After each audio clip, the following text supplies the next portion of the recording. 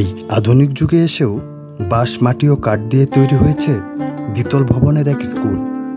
ভিন্নধর্মীয় স্থাপত্যকলায় নির্মিত স্কুলটি দেখতে ভিড় জমান দেশি বিদেশি অসংখ্য দর্শনার্থী। বিরল এমন দৃশ্যের দেখা মিলল দিনাজপুরের মঙ্গলপুর ইউনিয়নের রুদ্রপুর গ্রামে এসে।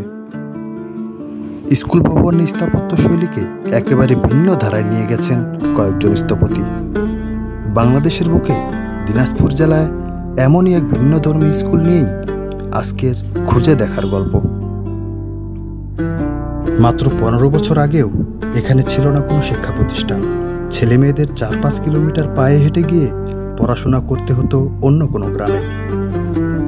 এখানকার অভিভাবকদের মধ্যে শিক্ষামূলক প্রতিষ্ঠান গড়ে তোলার ইচ্ছা থাকলেও আর্থিক সংকট এবং উদ্যোগের অভাবে তা সম্ভব হয়ে ওঠেনি। তবে আজ আর সেই রুদ্রপুর আগের মতো অবহেলিত গ্রাম নেই। এখানে শিক্ষার আলো জ্বলছে অহর্নিশ। বেসরকারি উন্নয়ন সংস্থার একটি স্কুলে জ্বালিয়েছে সেই শিক্ষার আলো। অনন্য এক স্থাপত্যকলার প্রতিষ্ঠানটির নাম দীপশিখা মেডি স্কুল। প্রত্যন্ত এই অঞ্চলের শিক্ষা, কারিগরি শিক্ষা ও প্রতিবন্ধীদের কল্যাণে দীপশিখার কার্যক্রম তাক লাগিয়েছে সবাইকে। বাঁশ মাটির তৈরি শান্তিময় স্কুলের প্রথম ও প্রধান বৈশিষ্ট্যই হলো এর পুরোটাই মাটি ও বাঁশের তৈরি। এই আনন্দলয়টাতে যারা এই এলাকার বা আশেপাশে বিভিন্ন জায়গা থেকে যারা ডিসেবল মানুষ, তাদের প্রতিনিয়ত এই জায়গায় তারা এসে বিভিন্ন ধরনের থেরাপি এবং থেরাপি দেয়, এবং সেই থেরাপিগুলো সম্পূর্ণ প্রায় বিনামূল্যেই।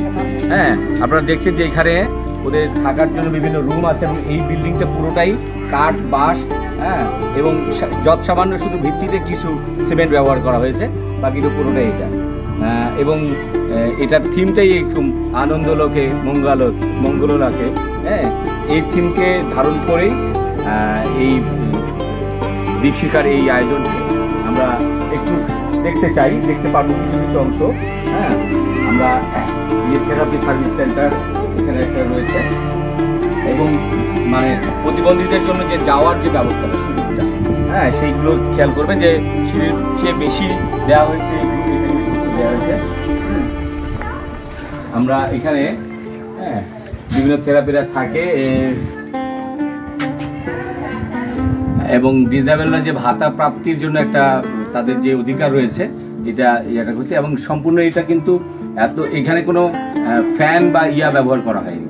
এই ঠান্ডাটা এত গরমের সময়, প্রচণ্ড গরমের সময় কিন্তু এই জায়গাটা একদম থাম, এবং এই যারা থেরাপিরা তারা কিন্তু এই রাস্তাটা ধরে যারা আছে এখানে, এদের জন্য শিক্ষার ব্যবস্থা আছে।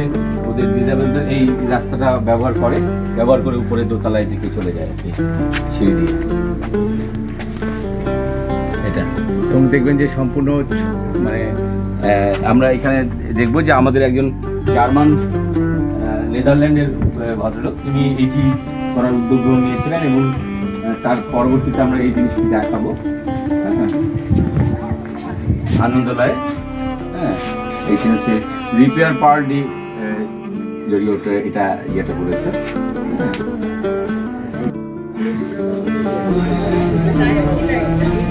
এখানে একটা ছবি তুলে কিছু